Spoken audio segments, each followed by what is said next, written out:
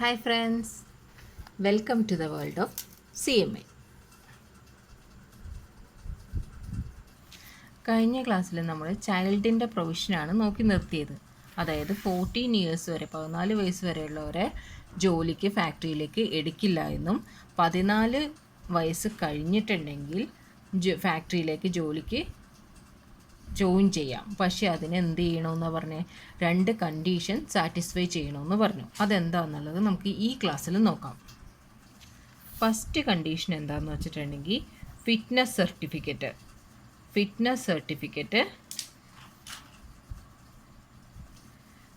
Certificate മാനേജർക്ക് കൊടുക്കുക എന്നുള്ളതാണ് ഫസ്റ്റ് കണ്ടീഷൻ.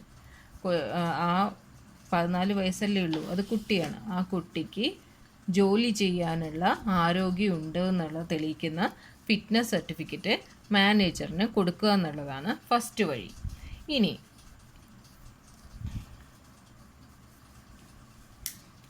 ഈ ആരാണ് ഈ സർട്ടിഫിക്കറ്റ് കൊടുക്കുന്നത്, ഗ്രാൻറ്റ് ചെയ്യണത് ആരാണ്? ഇത് ഗ്രാൻറ്റ് ചെയ്യണത്, സർട്ടിഫൈ ചെയ്യണത് സർജനാണ്.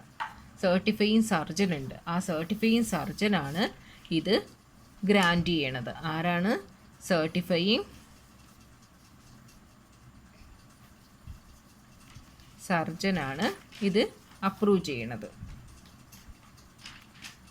ഗ്രാൻറ്റ് ചെയ്യണത്. പിന്നെ ആരാണ് ഈ സർട്ടിഫയിങ് സർജൻ എന്ന് വെച്ചിട്ടുണ്ടെങ്കിൽ മെഡിക്കൽ പ്രാക്ടീഷണറാണ്. സർട്ടിഫയിങ് സർജൻ എന്ന് വെച്ചാൽ ആരാണ്? മെഡിക്കൽ പ്രാക്ടീഷണറാണ്.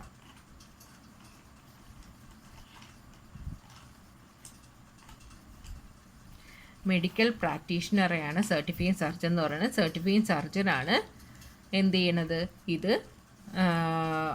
അപ്രൂവ് കൊടുക്കുന്നത്, അതായത് ഗ്രാൻറ്റ് ചെയ്യണത്. ഇനി ഈ സർട്ടിഫയിങ് സർജൻ ഇഷ്യൂ ചെയ്യുന്ന സർട്ടിഫിക്കറ്റ് എങ്ങനെയാണ് ഇഷ്യൂ ചെയ്യണത്, എങ്ങനെയാണ് അവർ സർട്ടിഫയിങ് സർജൻ ഇഷ്യൂ ചെയ്യണത് എന്നുള്ളതാണ്. അതായത് ഒരു ആപ്ലിക്കേഷൻ കൊടുക്കണം. അതായത് സർട്ടിഫയിങ് സർജന് മെഡിക്കൽ പ്രാക്ടീഷണർക്ക് എന്ത് കൊടുക്കണം? ഒരു ആപ്ലിക്കേഷൻ കൊടുക്കണം. ആര് കൊടുക്കണം? ഒന്നില്ലെങ്കിൽ ചൈൽഡ്, അല്ലെങ്കിൽ പാരൻറ്റ്, അല്ലെങ്കിൽ ഗാർഡിയൻ. ഇതിലാരെങ്കിലും ചൈൽഡോ പാരൻറ്റോ ഗാർഡിയനോ ആരെങ്കിലും ഒരു ആപ്ലിക്കേഷൻ ആർക്ക് കൊടുക്കണം? മെഡിക്കൽ പ്രാക്ടീഷണർക്ക്, അതായത് സർട്ടിഫയിങ് സർജന് കൊടുത്തിരിക്കണം. ആ സർട്ടിഫയിങ് സർജന് കൊടുക്കാൻ നേരത്ത്, ഗാർഡിയൻ കൊടുക്കാൻ നേരത്ത് എന്തും കൂടി അറ്റാച്ച് ചെയ്തിട്ട് കൊടുക്കണം? ഒരു ആപ്ലിക്കേഷൻ്റെ കൂടെ എന്തും കൂടി അറ്റാച്ച് ചെയ്തിരിക്കണം. അത് എന്ത് ചെയ്യണം? ഒരു ആപ്ലിക്കേഷൻ ഫോം, അല്ലെങ്കിൽ എന്താണ്, ഒരു ഡോക്യുമെൻ്റ് സൈൻ ചെയ്തത്. അതായത് ആര് സൈൻ ചെയ്തത്? ഒക്യുപ്പയർ, അതായത് മാനേജർ സൈൻ ചെയ്ത ഒരു ഡോക്യുമെൻ്റ് കൂടി എന്ത് ചെയ്യണം? ആപ്ലിക്കേഷൻ്റെ കൂടെ അറ്റാച്ച് ചെയ്തിരിക്കണം. ആപ്ലിക്കേഷൻ്റെ കൂടെ എന്താണ് അറ്റാച്ച് ചെയ്യേണ്ടത്? എന്താണ്? ഒരു document signed by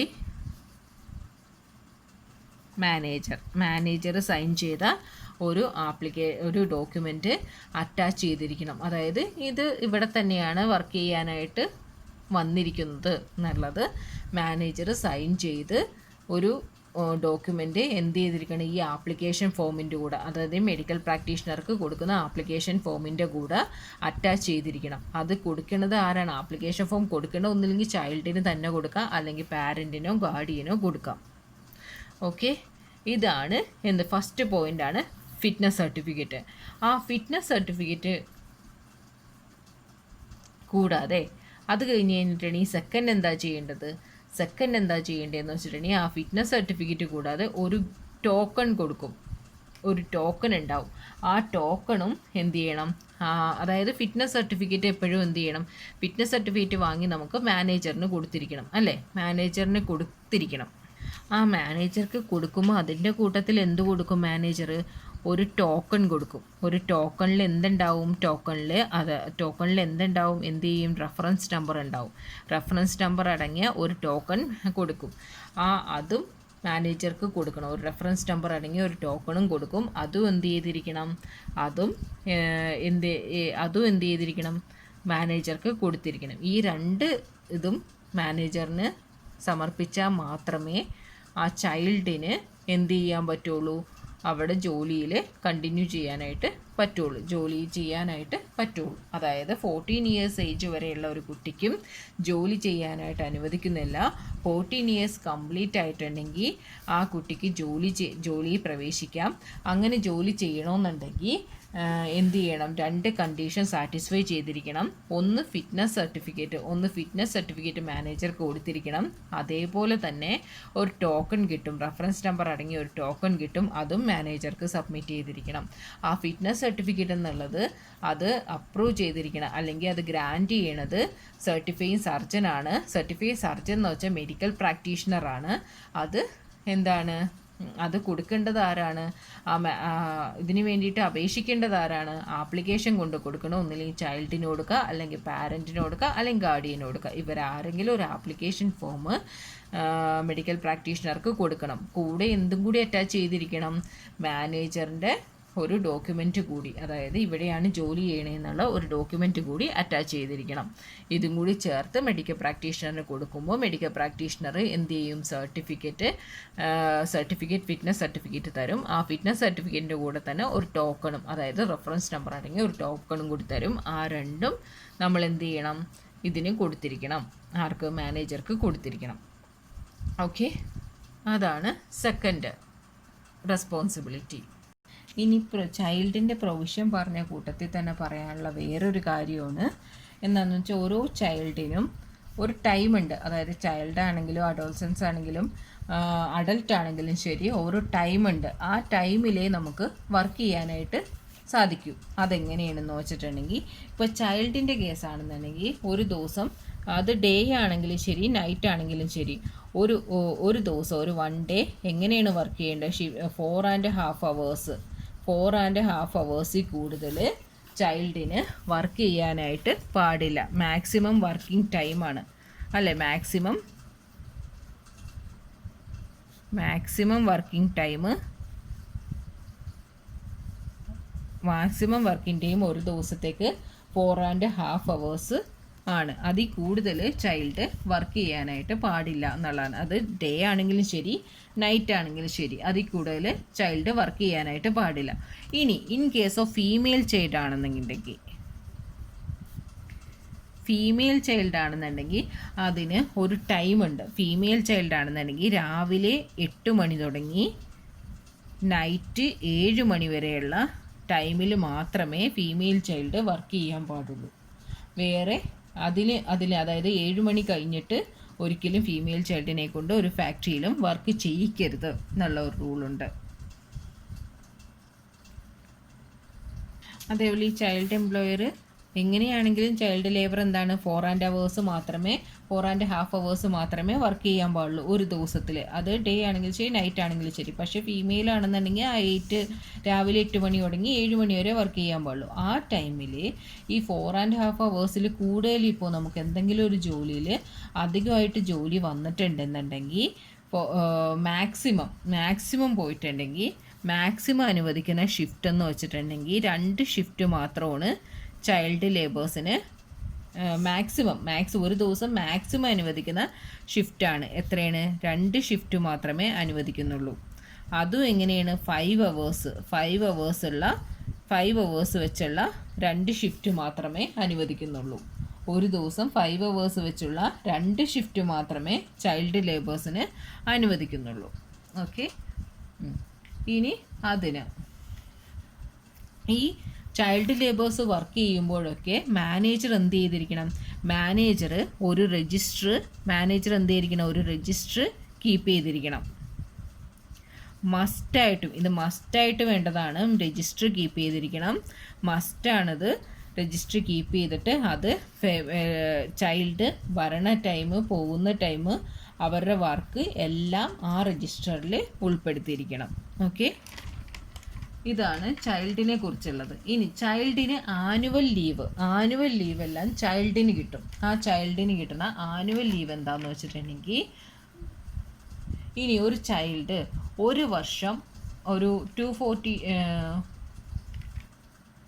annual leave ചൈൽഡിൻ്റെ എങ്ങനെയെന്ന് നോക്കാം. ആനുവൽ ലീവ് എങ്ങനെയെന്ന് വെച്ചിട്ടുണ്ടെങ്കിൽ, ഒരു child 240 days or more 240 days ആവാം, അല്ലെങ്കിൽ അതിൽ കൂടുതലാവാം. വർക്ക് ചെയ്തിട്ടുണ്ടെങ്കിൽ മാക്സിമം അതിന് 15 ഡേയ്സ് ലീവ്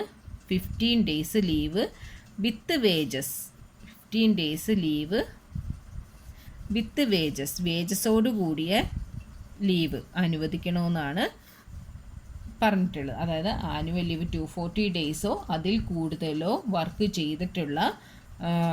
ചെയ്തിട്ടുള്ള ചൈൽഡ് ലേബേഴ്സിന് 15 ഡേയ്സ് ലീവ് അനുവദിക്കണം. ലീവ് അനുവദിക്കുമ്പോൾ എങ്ങനെയാണ്, വെറുതെ ലീവ് കൊടുത്താൽ പോരാ, അതിൻ്റെ കൂട്ടത്തിൽ ആ ദിവസത്തെ 15 ഡേയ്സിൻ്റെ ശമ്പളം കൂടി കൊടുത്തിരിക്കണം.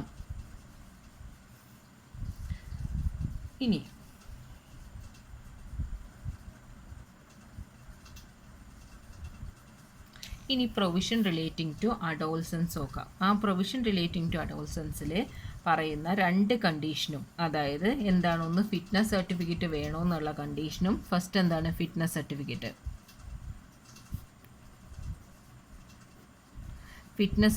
വേണമെന്നുള്ള കണ്ടീഷനും. പിന്നെ എന്താണ് അടുത്തത്, ടോക്കൺ അല്ലേ, അദ്ദേഹം വർക്ക് ചെയ്യുമ്പോൾ ടോക്കൺ എന്തായാലും ക്യാരി ചെയ്യണമെന്നുള്ള കണ്ടീഷനും. ആ ചൈൽഡിന് പറഞ്ഞ ആ 2 കണ്ടീഷനും ഇവിടെ സെയിം ആണ്. 2 കണ്ടീഷനും സെയിം ആയിട്ട് തന്നെയാണ് പറയണത് ഇവിടെ. പിന്നെ പറയണത് എന്താണെന്ന് വെച്ചിട്ടുണ്ടെങ്കിൽ വർക്കിംഗ് അവേഴ്സാണ് അല്ലേ. വർക്കിംഗ് അവേഴ്സ്, ഒരു ദിവസം എത്ര അവേഴ്സ് വരേക്കും വർക്ക് ചെയ്യുക എന്നുള്ളതാണ് അടുത്തത് അഡോൾസൻസിൻ്റെ കാര്യം നോക്കണത്. അതേപോലെ തന്നെ അഡോൾസൻസിൻ്റെ ആനുവൽ ലീവ് എങ്ങനെയെന്ന് വെച്ചിട്ടുണ്ടെങ്കിൽ ഇതേ സെയിം കണ്ടീഷൻ, അതായത് 240 ഡേയ്സോ അതിൽ കൂടുതലോ വർക്ക് ചെയ്യുവാണെന്നുണ്ടെങ്കിൽ, ഈ ചൈൽഡിൻ്റെ കേസിൽ 15 ഡേയ്സ് ആണ് കൊടുത്തതെങ്കിൽ ഇതിൻ്റെ കേസിൽ എങ്ങനെയാണ്, ഇതിൻ്റെ കേസിൽ 20 ഡേയ്സ് ആണ് ലീവ് കൊടുക്കുന്നത് വിത്ത് വേജസോടുകൂടി 20 ഡേയ്സ് അഡോൾസൻസിന് ലീവ് കൊടുക്കും. ഓക്കെ, ഇനി അടുത്തത് അഡൽട്ടിൻ്റെ കേസ് എങ്ങനെയാണ്, പ്രൊവിഷൻ റിലേറ്റിംഗ് ടു അഡൽട്ടിൻ്റെ കേസ് എങ്ങനെയെന്ന് നോക്കാം. പ്രൊവിഷൻ റിലേറ്റിംഗ് ടു അഡൽട്ട് എങ്ങനെയെന്ന് വെച്ചിട്ടുണ്ടെങ്കിൽ, അഡൽട്ടിന് അതായത് എന്താ പറയുക, അഡൽട്ടിന് ഒരു ദിവസം 9 അവേഴ്സാണ് വർക്ക് ചെയ്യാനായിട്ട് അനുവദിച്ചിരിക്കുന്നത്. അഡൽട്ട് 1 ഡേ ആണെന്നുണ്ടെങ്കിൽ എങ്ങനെയാണ് 9 അവേഴ്സാണ് വർക്ക് ചെയ്യേണ്ടത്. ഇനി 9 അവേഴ്സിൽ റെസ്റ്റ് പീരീഡ് പറഞ്ഞിട്ടുണ്ട് അല്ലേ. റെസ്റ്റ് പീരീഡ് എന്നുള്ളത് തീർച്ചയായിട്ടും എല്ലാവർക്കും ഒരു റെസ്റ്റ് പീരീഡ് ആവശ്യമാണ്. ആ റെസ്റ്റ് പീരീഡ് എങ്ങനെയാണ് ഇതിൽ പറഞ്ഞിരിക്കണതെന്ന് വെച്ചിട്ടുണ്ടെങ്കിൽ, ഒരു 5 അവേഴ്സ് കൂടുമ്പോൾ, ഓരോ 5 അവേഴ്സ് കൂടുമ്പോഴും എന്താണ്, ഹാഫ് ആൻ അവർ റെസ്റ്റ് വേണമെന്നാണ് പറഞ്ഞിരിക്കുന്നത്. അതായത് 5 അവേഴ്സ് കംപ്ലീറ്റ് ആകുമ്പോൾ എന്താണ്, ഹാഫ് ആൻ അവർ എന്ത് വേണം, rest period half an hour വേണമെന്നാണ് പറയണത്. അപ്പോൾ അതും കൂടി ചേർത്ത്, അതായത് റെസ്റ്റ് പീരീഡും കൂടി ചേർത്ത്, ഓരോ ഹാഫ് ആൻ അവർ റെസ്റ്റ് പീരീഡും കൂടി ചേർത്ത് ഒരു ദിവസം എത്രയാണ്, 10.5 അവർ ആയിരിക്കണം ഒരു ദിവസം മാക്സിമം അഡൽട്ട് വർക്ക് ചെയ്യണ ടൈം. ഓക്കെ, ഒരു ദിവസം മാക്സിമം ഇതും കൂടി ചേർത്ത് റെസ്റ്റ് പീരീഡും കൂടി ഇൻക്ലൂഡ് ചെയ്താൽ റെസ്റ്റ് പീരീഡും കൂടി ഇൻക്ലൂഡ്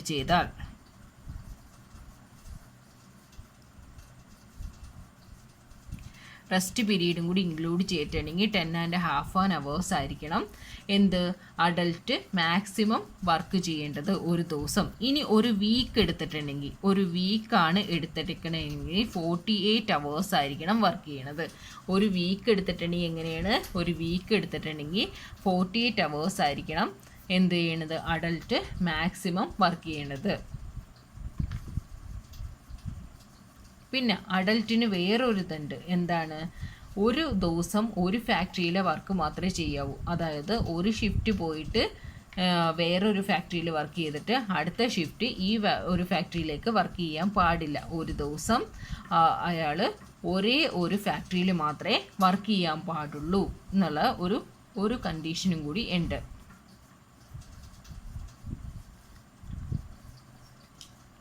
അതേപോലെ തന്നെ എപ്പോഴും ഫസ്റ്റ് ഡേ ഓഫ് വീക്ക് എപ്പോഴും വർക്ക് ചെയ്യാൻ പാടില്ല. ഫസ്റ്റ് ഡേ ഓഫ് വീക്ക് എന്ന് വെച്ചിട്ടുണ്ടെങ്കിൽ സൺഡേ.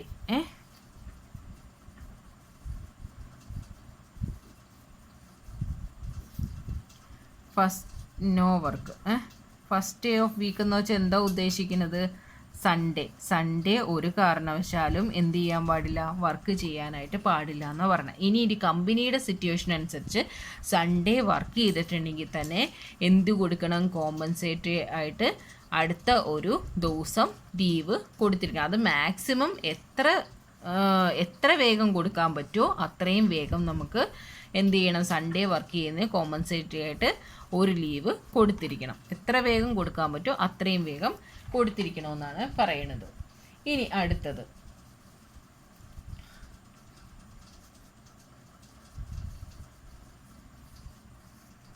ഇനി വേറൊരു കാര്യം എന്താണെന്ന് വെച്ചിട്ടുണ്ടെങ്കിൽ ഒരു ദിവസം 9 hours റെസ്റ്റ് പീരീഡോട് കൂടി 10.5 hours, അല്ലെങ്കിൽ ഒരു വീക്ക് നോക്കുമ്പോൾ 48 hours. ഇനി ഇതിൽ കൂടുതൽ ഒരു ദിവസം അല്ലെങ്കിൽ ഒരു വീക്ക് വർക്ക് ചെയ്യേണ്ടി വന്നിട്ടുണ്ടെങ്കിൽ എന്താ ചെയ്യണമെന്ന് പറഞ്ഞത്? അതിന് ഡബിൾ സാലറി കൊടുത്തിരിക്കണം. ഏത് ദിവസമാണോ അങ്ങനെ ഇതിൽ കൂടുതൽ വർക്ക് ചെയ്യേണ്ടി വരുന്നത് ആ വർക്ക് ചെയ്യേണ്ട ദിവസം ഡബിൾ സാലറി കൊടുത്തിട്ടുണ്ടായിരിക്കണം. അതേപോലെ തന്നെ ഇനി ആനുവൽ ലീവിൻ്റെ കേസ്. ആനുവൽ ലീവ് എങ്ങനെയാണെന്ന് വെച്ചിട്ടുണ്ടെങ്കിൽ അഡൽട്ട് നമ്മളിവിടെ പറഞ്ഞില്ലേ, അഡോൾസൻസിന് പറഞ്ഞില്ലേ, അഡോൾസൻസിന് പറഞ്ഞ അതേ ഇത് തന്നെയാണ് ആനുവൽ ലീവിൻ്റെ കാര്യത്തിൽ അഡൽട്ടിനും പറയണത്. എന്താണ്? 240 days ഓർ മോർ ആണെന്നുണ്ടെങ്കിൽ 20 days ലീവ് കിട്ടും. 20 days ലീവ് വിത്ത് വേജോടുകൂടി 20 days ലീവ് കിട്ടും.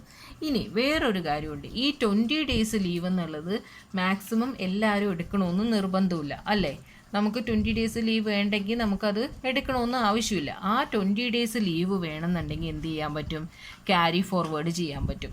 ക്യാരി ഫോർവേഡ് ചെയ്യണതിന് ഓരോരുത്തർക്കും ഓരോ ഇതുണ്ട്. അതായത് ലീവ് ക്യാരി ഫോർവേഡ് ചെയ്യണത് ഇപ്പോൾ അഡൽട്ട് ആണെന്നുണ്ടെങ്കിൽ എന്താണ്? മാക്സിമം 30 days ലീവ് അഡൽട്ടിന്, മാക്സിമം 30 days ലീവ് അഡൽട്ടിന് ക്യാരി ഫോർവേഡ് ചെയ്യുക. എത്ര ദിവസത്തെ ലീവ്? 30 days ലീവ് അഡൽട്ടിന് ക്യാരി ഫോർവേഡ് ചെയ്യാം. ഇനി ചൈൽഡിനാണെന്നുണ്ടെങ്കിൽ എന്ത് ചെയ്യാൻ പറ്റും? അതേപോലെ തന്നെ നമുക്ക് ചൈൽഡിനാണെന്നുണ്ടെങ്കിൽ ക്യാരി ഫോർവേഡ് ചെയ്യണ ഓപ്ഷൻ എങ്ങനെയാണ്? ക്യാരി ഫോർവേഡ് ചെയ്യാനായിട്ട് ചൈൽഡിനാണെന്നുണ്ടെങ്കിൽ 40 days ലീവ് എന്ത് ചെയ്യാൻ പറ്റും? ക്യാരി ഫോർവേഡ് ചെയ്യാനായിട്ട് പറ്റും. ക്യാരി ഫോർവേഡ് ചെയ്യണമെന്നുണ്ടെങ്കിൽ ചൈൽഡിനാണെങ്കിൽ 40 days, അഡൽട്ടിനാണെന്നുണ്ടെങ്കിൽ 30 days leave carry forward ചെയ്യാനായിട്ട് പറ്റും. ഓക്കെ.